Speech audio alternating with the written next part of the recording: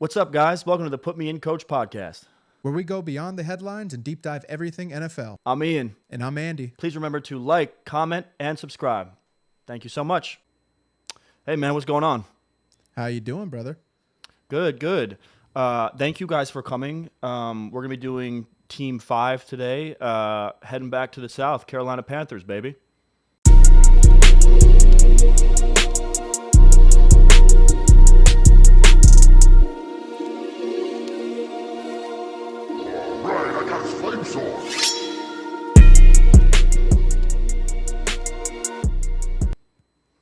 Shout out the Panthers. Yeah, we actually like this team kind of more than everybody does. I feel like this year, like the consensus is so low on them, but we don't hate this team, so we're really excited to get into this. Once again, guys, thanks for watching. Like, comment, subscribe. When it comes to comments, like we get such mixed reviews on our takes. Like we don't care. We just like the engagement. We like hearing from the fans about like stuff that they disagree with us on. So never never hesitate to come in and just, let the chopper sing on us. We really appreciate it. We'll get in the weeds with you guys. Yeah, we'll time. We'll defend our takes, Yeah. Or be educated, honestly. A couple guys have educated me in these videos so far. Yeah, absolutely. So unfortunately we have to start with last season. I feel really bad having to start here because as a Lions fan, as two Lions fans, we had an 0-16 season, and it was so depressing that we kind of never really wanted to talk about it. But, to get into this season, we kind of have to start last year. 2-15, worst team in football, easily. It felt like outside of a couple fluky wins, this team could have been the first 0-17 team ever. Like, it was just awful. I don't know about you, but I felt like a dark energy around this team all year, like just a very depressing. Much so. Yeah, it very just much felt, so. Yeah. In like the movies where like it's like 42-0 and it's like raining and there's like mud everywhere and it's just like this team's getting blown off the field. It just felt like the whole season was that. You fire Frank Reich after 11 games. Actually, after 6 games, he gave up play calling. So for the final 5 games, he wasn't even calling play. I mean, after 6 games, he was like, I can't do this, and like fully passed the sticks to the OC, but then just gets fired anyway after 11 games. David Tepper seems unhinged as an owner. More on that later, but it was all-time bad. You drafted a number 1 overall player, a quarterback out of Alabama named Bryce Young. Typically, that's an exciting thing that sort of gives like a little bit of copium to the fan base of being like, I know we're bad, but like we got this number 1 overall pick, whatever. And he was actually, according to Pro Football Focus, 35th out of 38 qualifying quarterbacks last year. So he was worse than every starter, and then 3 backups, which just sucks. It just sucks. Just sucks. You rank because he's not. By the way, he's not that bad. He's bad. He's not. Yeah, and it's just so depressing. I mean, you ranked last in offense. Your receiving group had like one of the worst totality grades. It didn't exist. It didn't exist. Yeah, I mean, but like it's drops, it's route running, it's separation, it's accumulation grades. It's like one of the worst in the modern era. Your offensive line was horrible. Your defense was okay, but it's a little fool's gold because teams were pulling starters. So before we get into this year, because I want to segue out, it's just too depressing to stay on it. Just as Lions fans, we get it, and we're sorry. Absolutely. That's it. That's all we got to say about it. But I do want to start on a more positive note with this year, because obviously the big thing is you fired Frank Reich after 11 games last year, and we knew obviously they needed a new coach, but we didn't know who it was going to be. They bring in Dave Canales, who I personally love. I'm a little biased. He's kind of like everything I look for in a head coach right now, right? Like he's just such a me guy. I'm fired up about it to see what he does. But what are your thoughts on Canales? Like, do you like it? Excited? Not excited? No, I love it. Yeah. I love it. I think I am somebody who I will, for better or worse, die on the Bryce Young hill. I know what I see. I know what I saw at Alabama. I know what I even saw last year in moments. Like you can look at the stats and. I'll be the first to admit they don't look great, but then you start like breaking down actual film. Like I'm somebody who like will go and watch like a film breakdown and be like, I know this guy isn't as bad as everybody is making him out to be. That feels like the lazy take is that like, oh, he sucks. You saw the drops too on your film study that I did? Of course I saw the drops, and I saw There some were like 45 breadbasket dude, drops. I'd never oh seen my anything God. like it. And when he was in the two, like I watched a compilation the other day. It was like just a few minutes, but it was like a 2-minute drill with the game on the line. I think it was like one week it was against the Falcons in like the pouring down rain, and the other week it was against the Packers.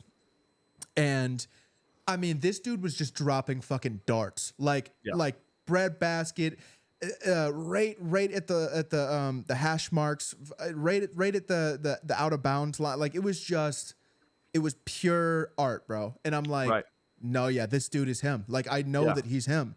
When you give this guy a little bit of protection, I mean, I know he's small, but we've seen small before. And to go back into Dave Canales, we watched what he made Baker Mayfield last year. We watched with what Baker did with his leadership. And Baker was a cast-off, bro. Like, he went to Carolina. He couldn't make it happen in Carolina. He got shipped off to the Rams and, kind of had to be that Sean McVay restructure project that he does every year. Carson Wentz was last year, Jimmy G's this year. He does this to like quarterbacks every year. It seems Make-A-Wish quarterback. Make-A-Wish quarterback for sure. And he goes and he signs with the Bucks, and I think the expectation was very low. Everybody's just like, yeah, I mean, Baker kind of sucks. Like he's a bust. He's a bust. But Baker's similar, right? It's like, I know what I watched in Cleveland. I know I didn't watch a bust. Like did I watch like a Super Bowl winning quarterback? Like probably not, but I definitely, I don't know. This guy won a playoff game for the Cleveland fucking Browns after people were talking brazy about Baker last year with dude, the Kyle Trask discussions. Yeah, he was going toe to toe with Mahomes for a minute there in that playoff game. Like, so, and Canales, I didn't actually realize this, which is a little interesting tidbit for our next video, but Canales was actually the one who designed the system that saved Geno Smith's career, not Shane Waldron.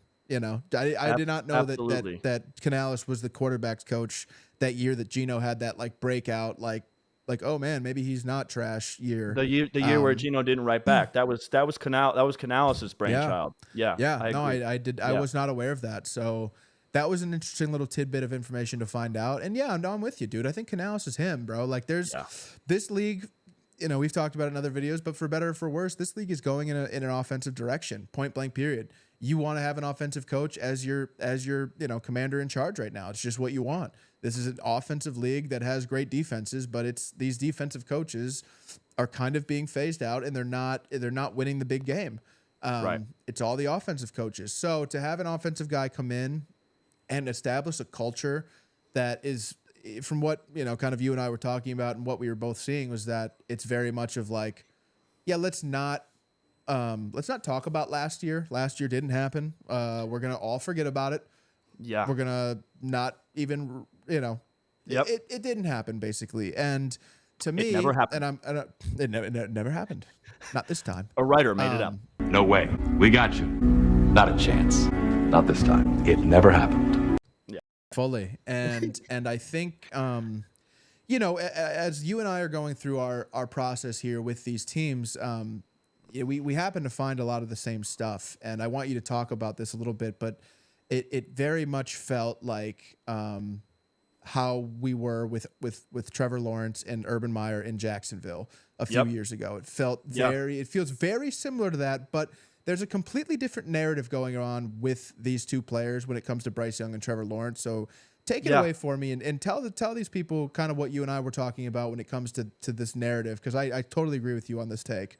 Well, it's interesting because, going back to Canales, one of the things that was really, really fascinating for me is that, the mini camps, the OTAs started recently, and they were interviewing Bryce, of course, and interviewing Dave. And Dave said something really, really interesting to me, in my opinion. The reporter asked him, how is Bryce coming along with the playbook? And Dave said, He's doing fantastic with it, and the way that we do it is part to whole, really. So as we teach our concepts, just for an example, okay, so we say we have a pass concept, right? We're not going to use 6 different formations today to run this concept. It becomes something really good that we're effective at. We'll start to build it out. So for us, the formations are pretty vanilla, so that we can just teach the concept and what we want out of each route, the depth, the footwork for Bryce, for Andy, for Jack. Yep. And I was like, oh, this guy's like undoing everything of last year and like teaching this guy to play pro football from the beginning 100%. As if last year didn't happen. And like you said, it reminded me so much of year 2. Doug Peterson gets hired. If you go back and look at a lot of the things that Doug was saying about Trevor, it was a lot of the same kind of speak. It was like, we really like what Trevor can do. I'm really excited to see the step forward that he is going to take this year. Like, it was matter of fact. And Canales was matter of fact about Bryce. And Bryce put on some size. And it was interesting hearing this. And a light bulb went off for me because, we've talked about this so much on the show, but it's part of the reason why we decided to pick up a microphone and get into this, because you and I have been following, the ESPNs, the FS1s, the popular YouTube shows, and I won't call anybody out, right? But you know what I mean. And I think these people do a really good job of providing entertainment and packaging things in a way that, they know that you guys are busy, that you guys have full-time jobs, you have commutes. So what can we package into something that's good television entertainment and then sell to you guys as fact? And I'm starting to learn how much I've bought into certain narratives subconsciously without really doing my homework and being like, no. Like, I heard it on First Things First. Like, I heard it on Pardon the Interruption. You know what I mean? It's like, that's what it is. And, CBS Sports, and we'll pull it up, but CBS Sports just recently put out another mock draft for next season, a new one. And I'm seeing this everywhere. We already did a video on this, but I have to nail it home, where the Carolina Panthers next season are picking number 1 overall and taking a quarterback. This time it was the Georgia kid. And I'm looking at it and I'm like, God, we're writing off Bryce already. Like, they brought in a new O-line. They brought in a new set of receivers. They have a head coach hire that I like, and we're just assuming this team's going to be the worst ever, and Bryce is a bust already. Why weren't we doing that with Trevor? Trevor's rookie season must have not been as bad as Bryce's. And this is where my mind is going. I'm like, that's only a couple of years ago, but I don't remember the details. So I decided to look it up. Trevor Lawrence had 12 touchdowns, 17 interceptions, 3,600 yards passing, and had a passer rating of 71.9. Yep. The Jaguars finished 3-14 that season. They were the worst in football. They picked first in the draft the following season, and Urban Meyer was fired before the season ended after going 2-11. Yep. Sound familiar? This past sure season, does. Yeah, Bryce had 11. Familiar. Yeah, Bryce had 11 touchdowns, 1 less than Trevor. He had 10 interceptions. That's 7 interceptions less than Trevor. He had less passing yards, but also missed a game. And his passer rating was actually better. It was 73.7, still bad. Panthers went 2-15, and Frank Reich was fired after going 1-10. Yep. So I ask, why was it after Trevor's rookie year, a SWAT team would raid your house and steal, like, take you away, right, in chains, and steal all of your saved game tape of Trevor Lawrence if you suggested that Trevor diarrhea pooped all over the bed his rookie year, which he did. Yep. Yet, if you watched any of these shows, like I watch, like you guys watch, we all tune in sometimes to these. It was Nick Wright, right? He's the prince who was promised. The prince who was promised. Thank you. And as quickly as you rose, I now ask that you do this. Bend the knee. Bend the knee. To the prince. Bend. You should have stopped. You won't bend the knee? Not bending no knee. Not bending the knee? It's Colin Cowherd having him on for interviews and being like, we want to talk about, how Urban Meyer kind of screwed you last year. Like, we know you're going to have a good year too, right? And it's like, Listen, buddy, we're always rooting for you. Congratulations on your marriage and the Jags. you have Skip Bayless going on and being like, I'm not done with Trevor. He is so good because he's 6'5" and he's got he's got easy velocity. He's got effortless velocity that I think we're going to be talking about him as a threat at some point to Mahomes and Burrow and Tua and whoever else, Josh Allen, you want to put at the top. Yeah, you will, Skip. I think when you look at where he was at as a rookie in the situation he was put in as a rookie is totally different than now with Coach Peterson. It's just a different situation. So you're getting an opportunity to see his true value. It's the same story. And I'm seeing this year, these same guys, there's no talk on Bryce. They're already projecting the Panthers to finish last. They're already projecting the Panthers to draft a new quarterback. And I'm like, why is this?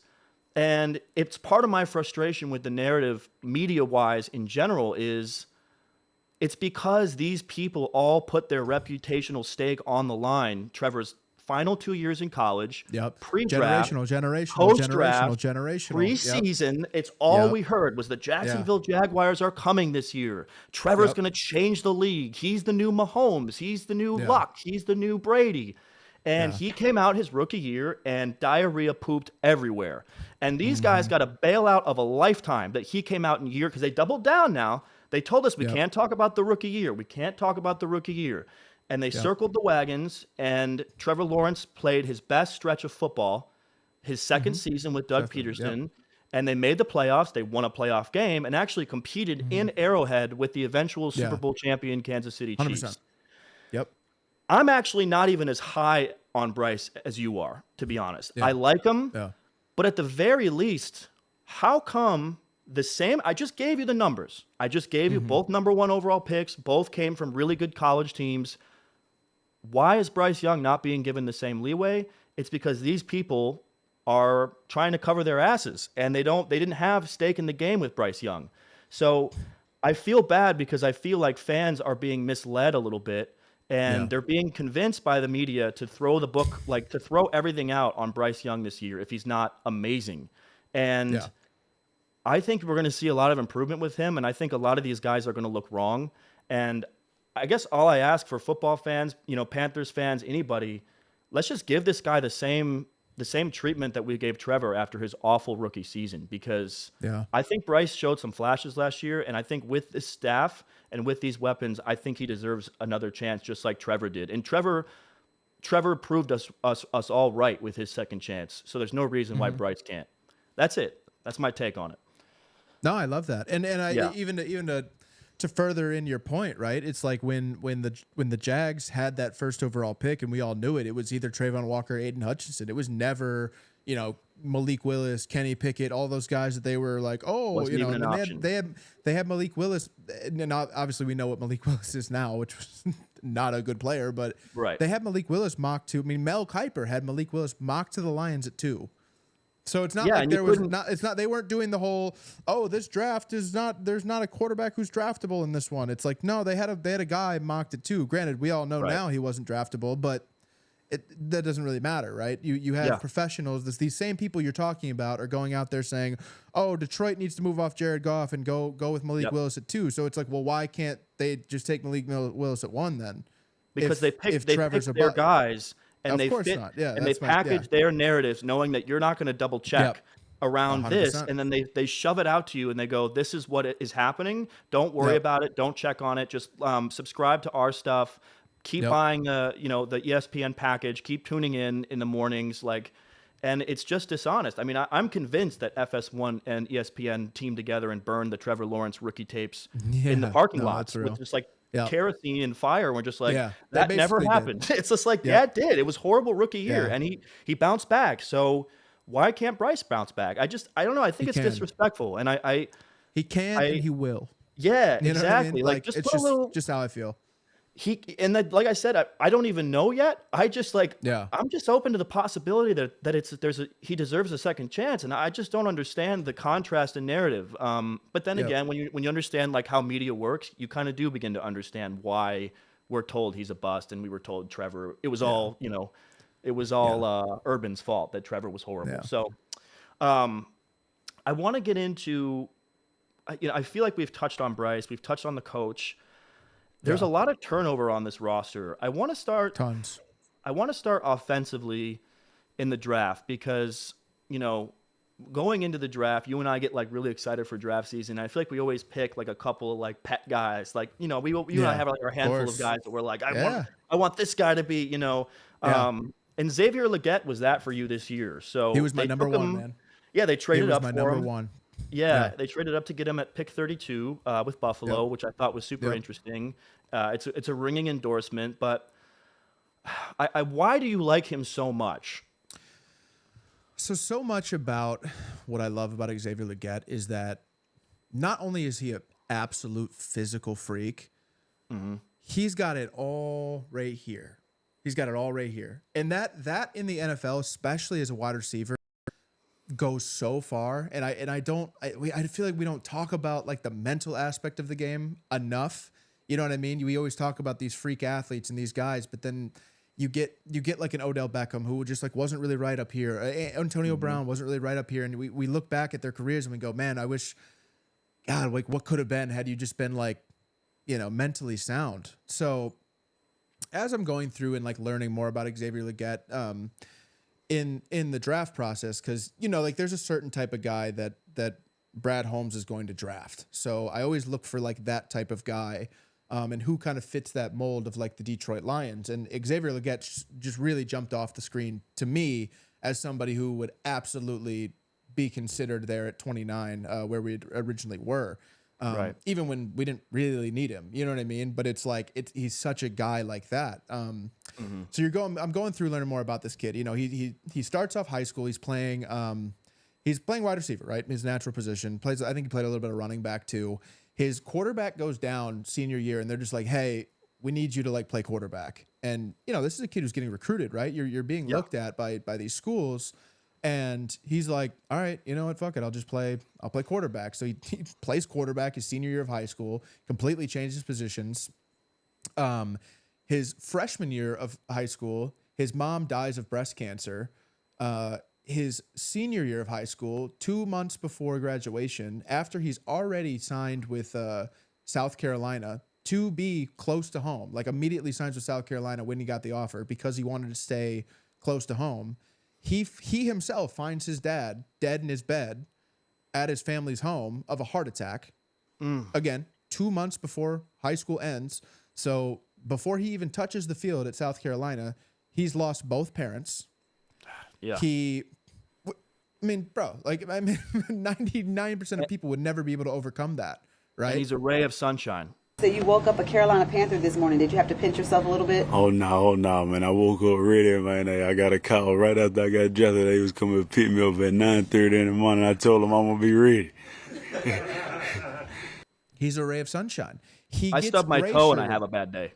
No, literally. Yeah. He gets gray shirted at South Carolina, which is it's gray shirt is basically like where a college offers you can come onto the campus, you can live on campus, but you're not really part of the team the first semester. And then like you have a possibility of joining the team the second semester and furthermore, if things go right, basically, right? So this kid is gray shirted, does not play at all his freshman year, the first semester, gets in the last couple of games of the year, has minimal stats, right? I mean, you're talking like 7 catches for whatever yards, blah, blah, blah. Sophomore year goes out there, injures his hamstring, I think halfway through the season. So he's kind of cooked there. And it was the COVID year. It was 2020. So that was kind of a BS year regardless. His junior year, he goes out there and he gets an off the field scooter. He got into a scooter accident. So he gets injured there, doesn't play, goes back for his and mind you, this is in the NIL era. So this kid's not playing at all. And he knows he's got talent. So he's like, I feel like 90% all these diva kids who aren't getting playing time because they don't want to work for it and they're, coach don't like me, blah, blah, blah. Yeah. All they do is run to the transfer portal. This kid stays for his senior year and goes, you know what? No, I offer more. I'm sticking it out. The coach that recruited him gets fired his junior year, so he's like, he's with a whole new staff now who didn't recruit him, and he's like, you know what? No, I'm sticking it out. So he sticks it out.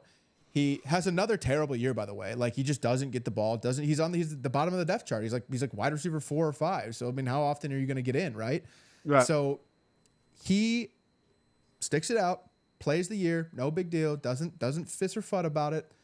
He then plays the Gator Bowl, I believe it was the Gator Bowl against Notre Dame, because all the starters were like, yeah, we're not playing that game, whatever, blah blah blah.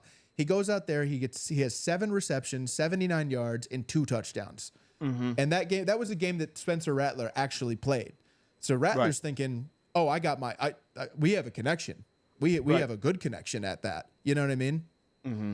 He goes out his redshirt senior year, right? So his fifth year.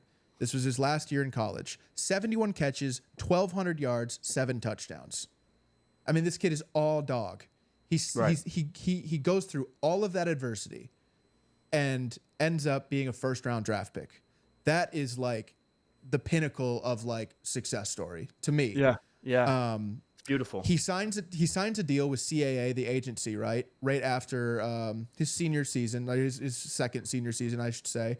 Right before the draft, he signs with CAA. The first thing he does is he takes his paycheck. He bought his entire Mullins High School basketball team LeBron shoes, bought the track team entirely new gear, and got the football team new pads. Yeah. That's what he does with his first check. And it's then not exactly like high school. It was a fine memory for him, given what happened. Dude. Yeah.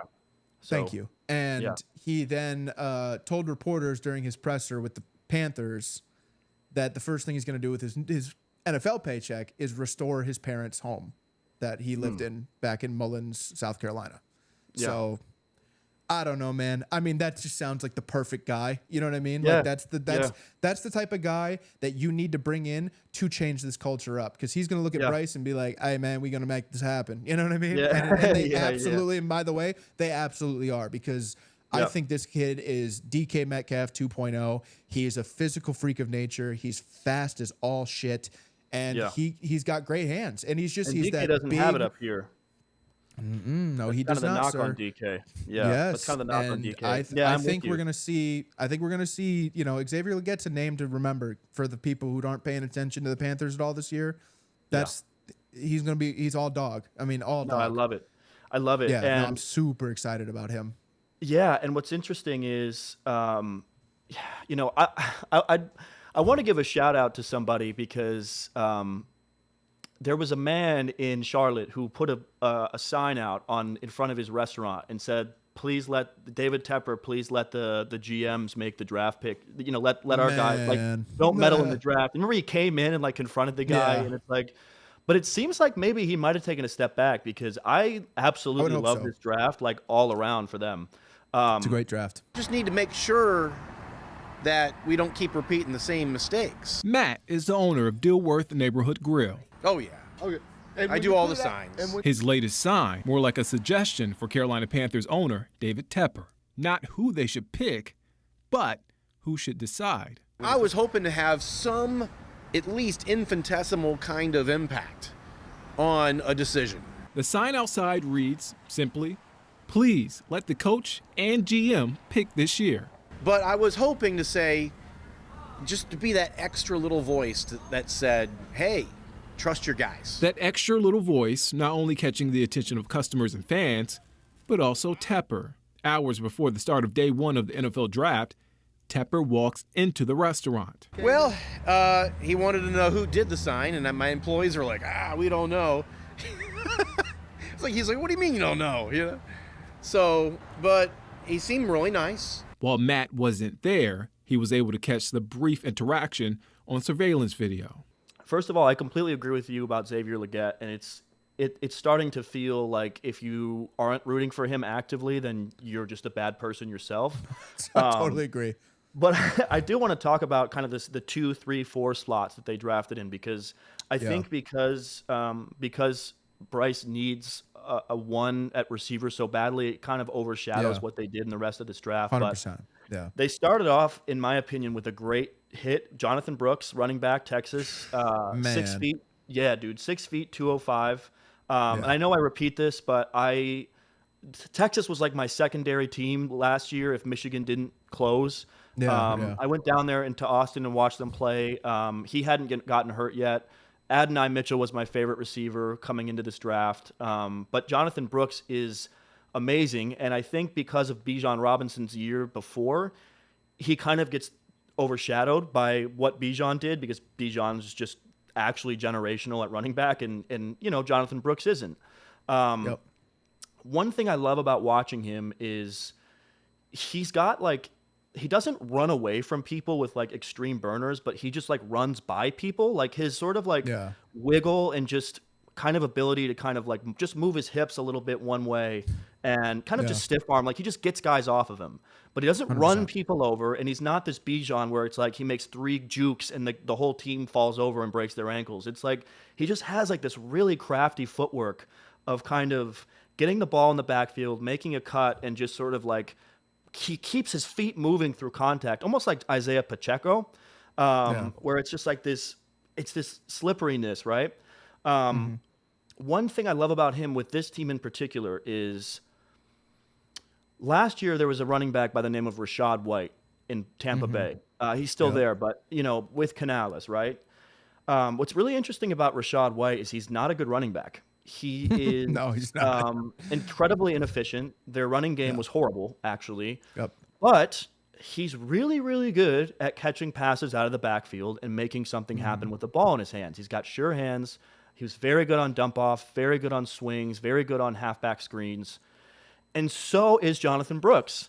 And right now, Carolina has no running backs on their roster that offer this. I mean, Chuba Hubbard is a throwaway. Miles Sanders, I don't even know if they brought him back, but forget He's about stinky.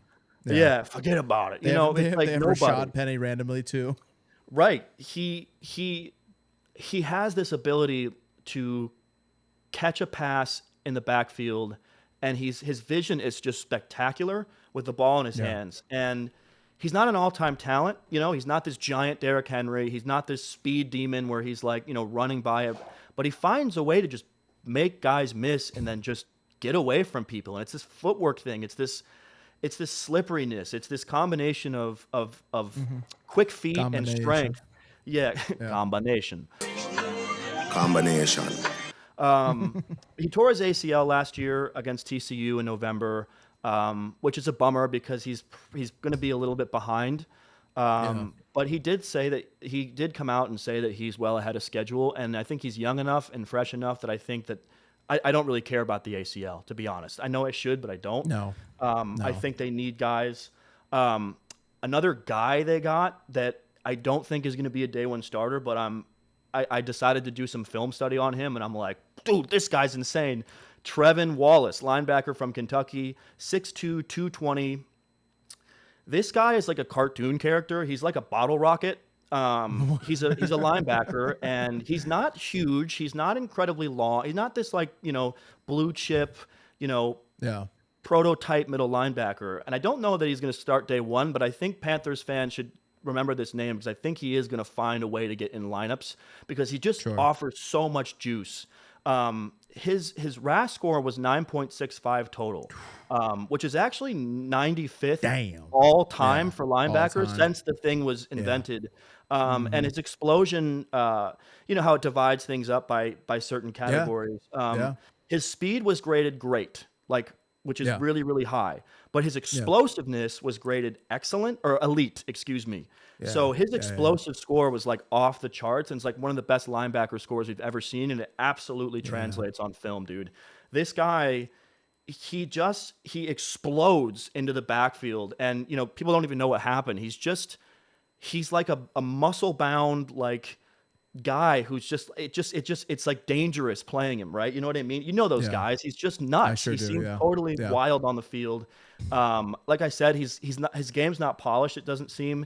I don't know that he's going to come in and be a day one starter, but don't be surprised if he starts making plays on special teams and in certain packages, and he just becomes that guy where they're like Malcolm Rodrigo for the Lions, where it's this guy's everywhere. He's undeniable. But he's unlike Malcolm Rodrigo, his athletic scores are nuts. Like his explosion is crazy. And lastly, the last guy I want to talk about, because we touched so much on Bryce, we touched so much on Dave Canales and kind of the system and what needs to happen. We're gonna touch on the O-line, but a pivotal part of that is I feel like they got an absolute steal with Jatavion Sanders, the tight end from Texas. Again, I know I'm glazing Texas again, but I love these guys so much. Like I thought their team was so good, and I love bringing in winners and like exciting players that can do multiple things, right? Like I said, he's 6'4", 245. He was a pivotal piece in the Texas run last year.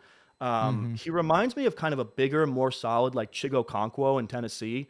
Like he's a pass catcher first, but one of the things that I noticed like watching his tape is that like he'll get out and a receiver will make a catch and he'll be in the secondary and he will run with the receiver because he's fast and just block guys like with his arms like Hulk, like downfield. They'll just keep blocking guys. And it gives people these it gives his receivers like these great lanes. He can catch it with one hand. He's got a little Kyle Pitts where he can make like a little bit of wow. Obviously he's not, as special as Kyle was, but Chigo Okonkwo feels right to me of kind of like his comp. But the difference is I think he's bigger and he looks stronger and more physical than Chig instead of just like a pure receiving tight end. But that's another guy who I think is going to really provide a nice like blocking receiving outlet combination for Bryce. 100%. Combination.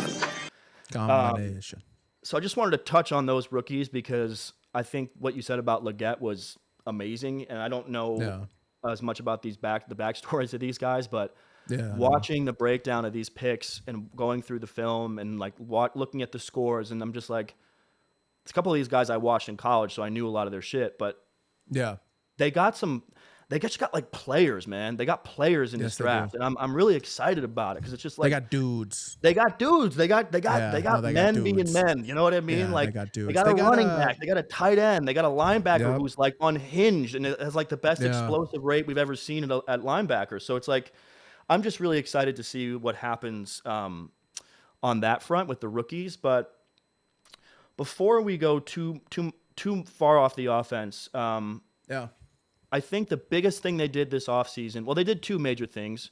They brought in a couple of weapons that we like. But I want to talk about the offensive line because that was something that I looked into and you looked into, and we both were like, oh, this was worse than we imagined. Like, this was bad. It was not good. No. It was not good at all, man. It was so bad. But that being said, I do think, I mean, you know me, I'm if you've watched any of these videos this far, I'm a big trenches guy. I think the blueprint. That's why I gave it to you, big fella. Yeah, no, the blueprint. I'm doing O-line drills in the basement. Right? No, I think I think the blueprint to a great team is built in the trenches. Your O-line, your D-line, and frankly, when you have a quarterback who's questionably 6 feet tall, I think he's more like 5'11". You absolutely need a diabolical offensive line, let alone not the worst one in the league. You know, I mean, this kid had no time to throw, and you saw the pocket was collapsing within 1 second, maybe. I mean how there's got to be a stat out there somewhere where I can find out. I think how only long Tennessee's looked worse, in my opinion, last year. I mean, and that's even that's questionable, right? It's like, did they really look worse? You know. So yeah, I mean, you have Ike Ekwonu. He's a tough one because his first year in the league, I believe he was a Pro Bowler. He was really good. And then last year he was just terrible. I think what was it, like 14 sacks that he allowed or something like that? Just solo. He allowed 14 sacks just by himself. Yeah, that's atrocious. That's your number. I think he was number 8 pick or something like that a couple years ago, maybe number 9. It's unacceptable. If you're a top 10 pick, you can't be bad like that. But that being said, I think it was so much about kind of what we talked about, kind of this like dark cloud over that franchise. This terrible, you know, I think the words were used, Hunger Games like feeling inside of the locker room, like after after Frank Reich was fired and all the Bloody turmoil was with like going on tape there. It was ripped terrible, off. dude. Yeah. Yeah. Eye black running So I down your think- face. Yeah. 100%. So I think Icky's that's your cornerstone that you need, right? I think the sneakiest move of their entire offseason was bringing in Joe Gilbert, who was the O-line coach for the Bucs, so he came over with Canales. But that Bucs offensive line was completely the bread to Tom Brady's butter throughout that run, right? Like it was an unbelievable line. They protected him at any given moment. He was able to get the ball out, clean pocket, clean passes. I mean, we know how Tom is. He's the GOAT, but he doesn't do that without a great line. And those Joe Gilbert lines were really special. And then looking into Gilbert a little further, he was actually the O-line coach for the Colts. From I think it was like 2012 to 2017 or 2018, I think. So he had like a 7-year stint with the Colts. And obviously during that latter half, they had a really good offensive line, which was always ironic, right? Because it's like, oh man, like Andrew Luck maybe prematurely retired because the offensive line got so good, and then he retired, and it was like, dude, come on, you guys like just missed the boat. Yeah, it was a bummer. So he's orchestrated two really impressive offensive lines, and obviously the Super Bowl winning line. That's enough said. Right. So I think he's gonna make Icky a lot better of a player. I think he's gonna get much more. And I don't have anything to back this up. Truly, I just believe in the player. I think when you go out there and you show that. It's a gut feeling when you go out there and you show that you can be elite in your rookie season, and then like you fall off your second season. We see it a lot, you know what I mean? Like the year 2 drop off. Like a lot of times those guys get back to who they were in year 3. I mean, obviously he's gonna have to put in the work, but I'll talk about the guys around him. They brought in Damian Lewis, who he had a 97.2 pass blocking efficiency rating last year, allowed only 29 pressures on the year. And he's never allowed more than 3 sacks in a season, and has been, a mauler in the run game. So, and I believe he finished top 20 in run blocking amongst all guards last year. And they brought him in from Seattle. So, you have a really good guard who's now next to him. Your center, Austin Corbett, he was drafted as a guard. He was always kind of a fill-in center from what I could see. And he actually filled in for the Rams during their Super Bowl run. So he was under center with Stafford for that run they made for Super Bowl, whenever they played the Bengals, whatever, LV1 or whatever it was. Yeah, a couple of years ago. Boom at Stafford. But so, he's a Super Bowl winning center. He got I believe he's been with the Panthers for 2 years now. The first year he got injured, and then the second year he got injured. So he's never been healthy under center for the Panthers. But this year, from what it looks like, he's completely healthy. He's ready to go. So that should be a night and day change for them as far as center position goes. They brought in Robert Hunt from the Dolphins, who was the seventh best blocking guard in the NFL last year. He's a big gun. And he allowed 1 sack and 5 pressures all season. No, it's crazy. So, Panthers fans, I know you're going to jump at me. You gave Robert Hunt the bag. He was probably like super duper overpaid, but you know what? That's what we have to do in these small markets. As Ian touched on earlier, we're Detroit fans, bro. Like we know how it is. We know how it is to way overpay a meddling star to come play in our small market. It's just what happens. Yeah. But if he's efficient and he can be the guard that he was last year, I mean, dude, like one sack to Tua, one nasty sack to Tua, and he might never play in the NFL again. So there's that added pressure last year being on that Dolphins line and being like, hey, like it's kind of like it's not only like our season and like our quarterback's like health on the line. It's like it's potentially his future too. Right. So kind of having that added pressure and then delivering the way he did shows me that he's really got that dog in him. And then at right tackle, you have Taylor Morton, who's, the only good piece of that team, the only good piece of that offensive line, I should say, last year. And, he's your Iron Man. He's your guy that's been there forever. Right. He's a Okemos boy. Shout out Okemos, Michigan. And he's a Western boy. But he's been kind of your rock at right tackle for, the last, I think it was 2017 or something. So, he's been there. He's the only, when I was doing my research on this, he's the only one who played even kind of well last year on that O-line. Yep. So Yep. you actually had 4 like dog shit O-line performances and then one No, guy who wasn't a Pro Bowler, like not a Yeah. game. Playoffs? No. No, just literally Playoffs. just like one guy who was like solid. So So the fact that you brought in new guys, it's Yeah. really exciting. Yeah. Well, with Moten, I'll take it one further. He had the he took the 5th most snaps out of any right tackle last year, and he only allowed 1 sack. So Yeah, it's amazing. Yeah. Yeah, probably could have been a Pro Bowler if he didn't play for the Panthers. Yeah. Yeah, I mean, it is what it is. But so yeah, has help Ekwonu, now. Damian Lewis, Austin Corbett, Robert Hunt, Taylor Moten.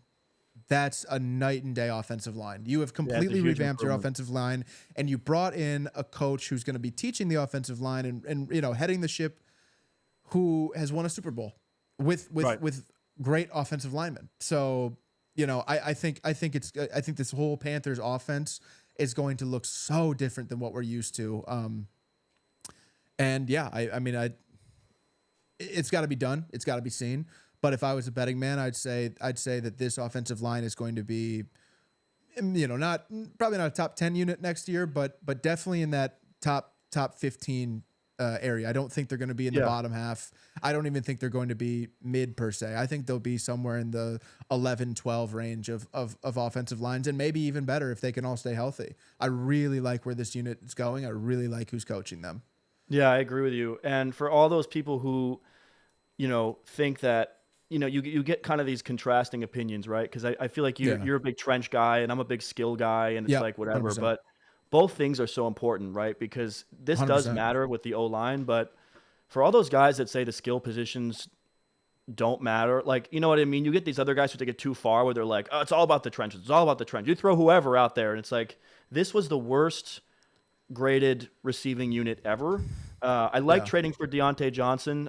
He's had some drop issues, which bother me. I'm not crazy about him, but in an ensemble with a rookie Lagette and an Adam Thielen and himself, drafting Jonathan Brooks who can catch passes, taking a tight end in the 3rd round, Tre'Davion Sanders, and combining it with a new offensive line to give Bryce time to throw. It's a nice marriage.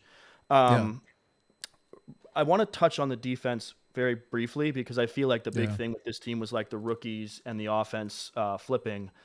They lose Brian Burns, but one thing I really like, besides bringing in Ashawn, is it Aoshawn? Aoshawn, you missed the Tuesday? Yeah, right. Yeah, Ashawn Robinson. Ashawn Robinson, Robinson. yeah. Ashawn Robinson comes in. So they bring him on the D line. But the other thing they did is they signed Derek Brown to a 4-year, like a locked-in deal. One thing I like about this, he got the bag, and for those who don't know, it's 4 years, $96 million, $63 million guaranteed. It's a big contract. But you couldn't afford to lose him because the trenches on this rebuild are going to be incredibly important. With Brian Burns leaving, things always felt so. Will he? Won't he? Will they? Won't they? Trade rumors, franchise tags, short-term deals, kicking the can down the road with contracts. You finally get him to New York.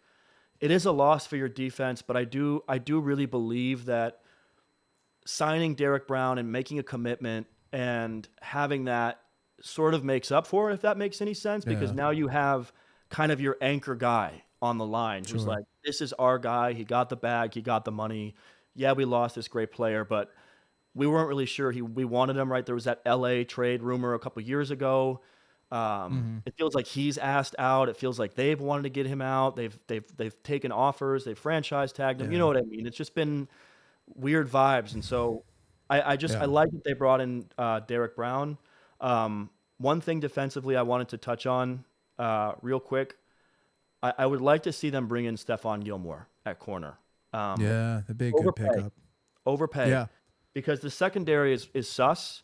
And a guy that you and I both like, J.C. Horn, is a really good corner, but he's struggled to stay healthy. And I'll go as far as to say this team can compete defensively if you bring in a Stephon Gilmore and pay for him, and J.C. Horn can stay healthy. Because now you have this defensive line that's improved, and you have a couple of legitimate corners, and they signed a couple of linebackers too, and they drafted one. Like they did put some chips into the defense, but I definitely think the offense is the most important factor for this season. So I just wanted to touch on those guys a little bit because I know people will. Yeah, no, mention absolutely. I think. Yeah.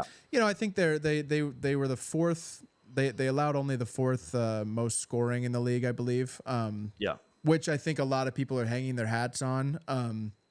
I think we're gonna see that take a step back this year because the reality is a lot of the reality is a lot of. If the stock is going to go up, down, sideways, or in fucking circles, least of all stockbrokers, right? It's all a fugazi. You know what a fugazi is? No, fugazi. It's a fake. Yeah, fugazi. It's a wazi. It's a woozy. It's a fairy dust. It doesn't exist. It's never landed. It is no matter. It's not on the elemental chart. It's not fucking real. Right. All right. Right. A lot of starters were being sat against your starting defense in the third and the fourth quarter last year. So, not allowing points is great, but the reality is a lot of teams were just bringing in their backups and handing off the ball just to kill time because they were already up fucking 42-4 on you guys. Right. So, I think we will see a little bit of a regression with the defense. You brought in Jadeveon Clowney, that's good. You brought in Jordan Fuller, that's good. I think those are good moves, honestly. Me too.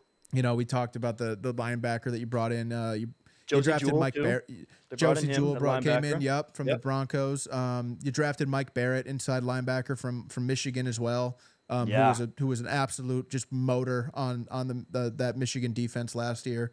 Yep. I don't think it's going to be the worst defense in the league by any standard. It's your biggest issue, point blank period, is can J.C. Horn stay healthy? Because if he can stay healthy, he's going to take away a whole half. I mean, this kid was drafted. I think he was drafted before Surtain wasn't he? Like he's like that. I mean, he's really he can take away a whole side of the field if healthy.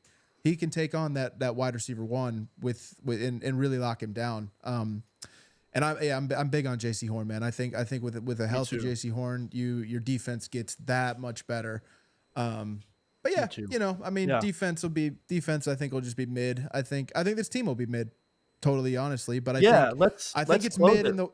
No, I think they'll be mid in the right direction. I don't expect anything crazy from them, but I definitely don't expect. I'll go as far as say I don't expect you guys to be picking the top 5 next year. I actually personally think that would be my bold prediction. Yeah, I don't think they're going to be the worst team in the league, and I actually don't even think they're going to be top 5. I think they're going to be third in their division. Actually, there's another team that I think is actually going to fall off the cliff completely. I think you guys take a step in the right direction. I've meddled between 7 and 10. 6 and 11, 8 and 9. You know what I mean? I'm kind of in that zone with you guys as far as where your win total is. 7 and 10 feels right. I don't think you're going to win a whole lot of games. But I think you're going to be a lot more competitive in a lot of them. And I think we're going to look back at the end of this upcoming season and think, wow, they went 7 and 10, but they really easily could have won, 9, 10 games if one thing went right. And then the reality is that these drafts that you just had, they're not about next year. They're about 2 years from now. If Jonathan Brooks doesn't see the field until halfway through, it's okay. Pump the brakes a little bit. Us Lions fans are just now seeing a potential breakout with Jameson Williams. If Jonathan Brooks needs a year to get acclimated and then needs another year to kind of, get his rhythm back, and it's not until year 3, you're going to have 2 drafts between then now and then. You still have Bryce on a rookie deal. You'd still have Xavier on a rookie deal. You can really load up on pieces over these next 2 drafts. And I'll just end my segment by, kind of placating to Panthers fans a little bit. I personally believe Scott Federer should be in jail for what he's done as your GM the last 5-6 years. Matt Millen vibes. Give him total Matt Millen vibes. Yeah. Worst GM I think I've ever seen on paper in my adult life. He's absolutely terrible. So having a new GM, having a new coach. Yeah, I mean, having a new GM, having a new coach, maybe your owner can just sit back and shut the fuck up, and we can get back to the winning culture that we've seen in past years in Carolina. So, what do you think? What's your bold prediction? Let's hear it. Yeah, that's my fear with them next year is can Tepper step aside enough to allow Canales to potentially just stabilize this thing? Yep. That's something that I'm really worried about with that situation. Mm-hmm. It sucks because I want to have like a unique thing to build off of what you said, but that was exactly kind of where I am with it. My bold prediction, if you will, is that you triple your wins from last season, not double, but triple. I think it's going to be choppy, but I'd like to see you string together 3 or 4 wins towards the end of the year and even out to 6 or 7. I'm gonna go 7-10. I agree with you, and we've both discussed. We'll get to them, but we've discussed another team in the division that we think is going to spiral next year and circle the drain. I don't think it's going to be you guys, and I want to see Bryce prove the haters wrong, and I want that for Panthers fans because he's been dismissed by the media and by big football talk in a way that I think is arguably the most disrespectful for a number 1 pick overall that we've ever seen after one season. Yeah, it's up there. It's to me, it feels like the most disrespect. I mean, I can't think of another one who got a shorter leash, but I guess I'd have to go back and look. But yeah, man, I'm really excited to see what they do next year. Wash away the pain of last season. It's over. Move on. That locker room is moving on. The locker room has new guys in it. The head coach is, I think, hiring like a hypnotist to go in there every day and just make sure that people don't remember. It's like Inception, right? Like pulling the memory out. It's I mean, you listen to this guy the Men talk. in Black thing. He's not even referencing last season. He's pretending it doesn't exist. He's not. And I think you guys should do the same. I'm going to do the same. But yeah, I mean, like I said, I think it'll be 6-11, 7-10. But that's tripling or more than tripling your 2-15 record last year. So it doesn't sound bold, but it is because you won 2 games last year. I'm sorry, you were the worst team. One of the worst teams I've ever seen, and I don't think you're going to be this year. I'm really excited, and yeah, man, there's some kinship here. We're kind of kinfolk as Lions fans of like being disrespected and being dismissed. And if the Jaguars can do it, you guys can fucking do it. So. Yeah. Again, thank you guys for watching. Please like, comment, subscribe. Andy, thanks for coming, bro. It was good seeing you. And go Panthers. Yes, sir. Pound on. I'm not doing the CP thing though. That's got to go. CP's got to go. That's not a good look. Move the CP hats. It's not a good look. CP hats ain't it. Yep. But you guys know that. Don't buy them. If you're a Panthers fan watching this, Google it and thank me later. All right. See you later, bro. Peace.